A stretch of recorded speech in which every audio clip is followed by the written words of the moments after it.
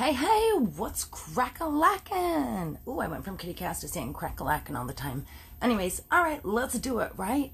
I hope everybody is having a tremendously terrific Tuesday. I've got another doozy for yous. I don't know if you read the description or not, but yeah, that's right. This killer, by the way, which is a group of teens, one of them actually picked up a hunk of the skull and put it in her pocket as a souvenir. Who does that? So, before we get started, don't forget to like, share, and of course, subscribe to my YouTube channel, Storytime Auntie Cuckoo, K-O-O, K-O-O. If you're already on YouTube, hit that subscribe button, click that bell, do it. Put your booty into it, do it. All right, so you guys ready? This story, like I said, it's a doozy, aren't they all? It takes place in 1994 in Knoxville, Tennessee, and it's a group of teens. It's called Job Corps at the time. What it pretty much is like a last step for troubled teens.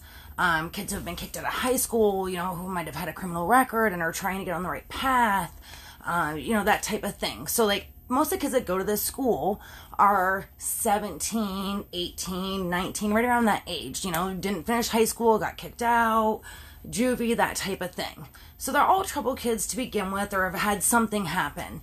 But the key players in this, one of them is beautiful young Colleen Schlemmer. She is, I think, 18 at the time. She's from Florida. Whoop, whoop. That's where I live. But, by the way, if I look a hot mess, it's because, it's May 4th, and it was like almost 100 degrees today with humidity. That's why I look so... Back to the story. So, Colleen Schlemmer, she's like 18 years old, was going there for computer training and stuff, just trying to do better in life and focus on what she needed to do to get back on track, get a degree, and move on. She had a little bit of trouble before, but was trying to be on the right track. Other key players in this story, that's not quite so much the story of them. One of them would be Krista Pike, who is 18 years old at the time of the incident. She is dating a young man named Tadaryl Shipp, and he's 17 years old. Well, since Tadaryl was 12 years old, he has been into devil worship and Satanism, to give you a quick idea of Tadaryl, he's got a devil shrine in his dorm, he's been into this since he was 12 years old. He's 17 now. He's dating Krista Pike, who is 18 years old, and my guess, everyone's guess, obviously, as I've said before, I don't know these people personally, but is that he introduced Krista to, devil worship. So, and she's already had a unstable childhood, she's got a borderline personality, she's already got problems, and she jumped full force into this. Again, teenage hormones, trouble past, running yards, now you have a boyfriend, you guys are into, Satanism and devil worship and whatnot, and they have a class with Miss Colleen Schlemmer, and Krista swears that Colleen is trying to steal her man. Colleen is not. I think they had a group project or something. It's one of those type of things. And obviously this girl's already got mental issues, Krista, and took it from teenage jealousy upset to teenage jealousy murder. It just went that full blown. She did it the whole way. So Colleen's just being acquainted with them in class like normal. And Krista's she's trying to steal my man. I know it. So she starts plotting. That brings us to the night of January 13th, 1994. And they're hanging out. Like I said, they're at this Job Corps in Knoxville, Tennessee. It's a school for troubled youth, whatnot. 17, 18, 19-year-old kids. And Colleen's, doing her schoolwork, whatnot. And Krista, Tadaryl and Krista's friend, Shadonna Peterson, wanted to teach Colleen a lesson for trying to steal her boyfriend, which there's no proof that was ever happening, but in Krista's head it was. So they convinced their friend, Shadonna and Tadaryl, they were going to go scare Colleen. So they go to Colleen's room hey, you want to come with us to the park and smoke some pot? And we're going to do, some this and some that, and let's hang. And Colleen's oh, I'm down to do some this and some that, smoke some pot, whatever it is, go and do it. So as they're walking through the park, out of nowhere, Krista Pike attacks Colleen. So, as they're beating her up, Colleen hits the ground. No one has any idea that Krista Pike came with a box cutter and a friggin' meat cleaver. So, as they're beating up poor Colleen, who, like, had no idea, she's thinking she's going to smoke some pot with some fellow classmates, she pulls out this meat cleaver and this box cutter, and she's slashing at her, and she's cutting her. They make Colleen take off her shirt. Then they make her take off her bra, and as she's laying there, you know, obviously she gets slashed and cut over 300 times. Over 300 times. As she's laying there, they're carving, while she's still alive, a pentagram into her chest, and then I believe Daryl carved one into her forehead or her abdomen, while she's still alive. So as they continue to beat her, like I said, she's hit over 300 times.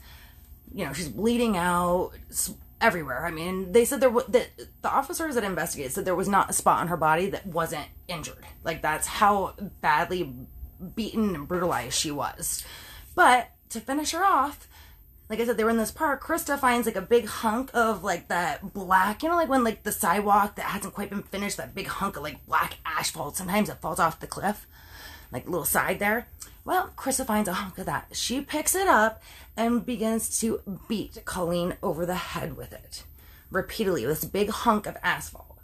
Beats her repeatedly. It is said that Krista said that she knew Colleen was dead when she had hit her the last time, was standing over her body and said to her, "Do you know who's doing this to you?" And Colleen obviously didn't answer because she was dead. So, that's how Krista says, that's how I knew she was finally dead. So once she realized she's dead, Krista leans down, and from the left side of Colleen's smashed, brutally beaten skull, picks up a hunk of her skull with the hair and everything, picks it up, puts it in her pocket as a souvenir. Yeah, I said it, as a souvenir. So they leave the scene, leave Colleen there, dead, beaten, slashed, brutalized, murdered. And the three of them head to the closest gas station to wash up, go home, and Krista is like in full glee. So excited about this murder. She's jumping around, so excited. They go to breakfast at the Job Corps school, like the dorms that, I don't know, I want to say mess hall, like they're in military school, but that's not the case. But like the lunchroom the next morning, they go and are eating dinner. Or eating breakfast, should I say. And someone says, like, "Hey, has anyone seen Colleen?" And Krista literally stands up and hits the breast pocket of her jacket and says, "I'm having breakfast with her now." And knowing that she has a hunk of her skull in her friggin' pocket. So, needless to say, she's running around telling people, like, reenacting it. "Oh, and I grabbed the asphalt and I beat her repeatedly in the head. It was amazing." It said that she said that it was the trap door to open for Satan to come in. Like, crazy stuff. Needless to say, this is going on the Job Corps school, campus. So the police find the body the next morning, and then students hear, so people start, gathering around the police scene. Who comes running up? Friggin' Krista and her gang of friggin' hooligans come running up. Everyone else is like, astounded and like devastated. Krista's all like, like friggin' goofy. "Do you guys know what's going on? You got any suspects?" Meanwhile, wearing the pentagram around her neck, which is all over the victim's body. So, needless to say, the cops are like, "No, sorry, this is close scene, you guys gotta go," whatever. They go to Job Corps, because that's where Colleen, the victim, lived, went to school. And as soon as I go there and asking questions, everyone's like, "Oh, it was Krista Pike. Krista Pike's been bragging about it. She even got a hunk of her skull in her friggin' jacket, in her pocket. She brought her to breakfast this morning, in her jacket."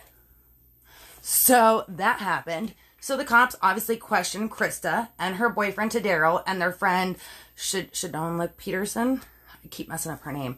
Anyway, so they question them and they immediately admit, like, "Yep, we did it. We told her we're going to smoke some pot in the park, and then we brutalized her.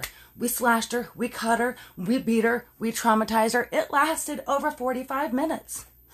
And she begged. At one point, Colleen, that's the victim, even said to us, "Please, if you let me go," they're in Tennessee, "if you let me go now, I will hitchhike or walk my way back to Florida and not say a word to anyone."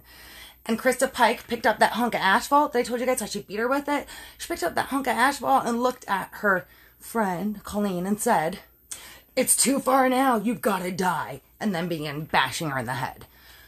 So, like I said, they bragged about it. Like, not Colleen, I'm sorry, that's the victim. Krista was so proud of what she'd done. Like, she was in glee telling the police about it. So, like I said, it wasn't a long investigation at all. It was like, wham, bam, thank you, ma'am. But what happened is, this happened in Knoxville, Tennessee in 1994. Well, Daryl was only 17. So he couldn't be sentenced to death, unfortunately. Like I said, he had that whole friggin' Satan's shrine in his friggin' dorm room. Like, I wish I could blow the whistle like my mom used to. She'd do that.